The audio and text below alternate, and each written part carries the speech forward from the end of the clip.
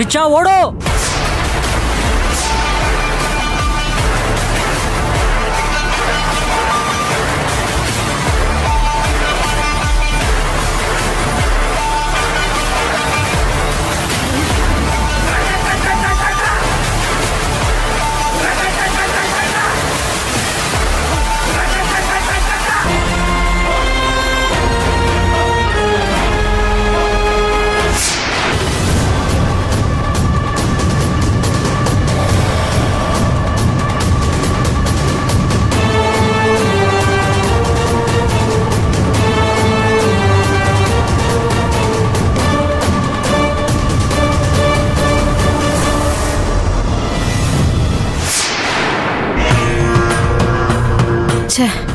ಹೇಗಾದ್ರೂ ಮಾಡಿ ಆ ಮಂತ್ರನ ಹುಡುಕಿ ಇವಳನ್ನ ಅವಳ ಹತ್ರ ಒಪ್ಸೋಣ ಅನ್ಕೊಂಡ್ರೆ ಸುಮ್ಮನೆ ಬಂದು ಪೊಲೀಸರ ಹತ್ರ ತಗ್ಲಾಕೋಬಿಟ್ನಲ್ಲ.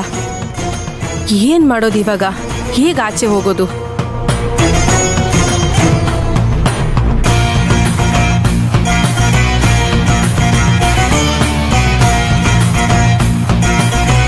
ಇಲ್ಲಿ ನೋಡಮ್ಮ,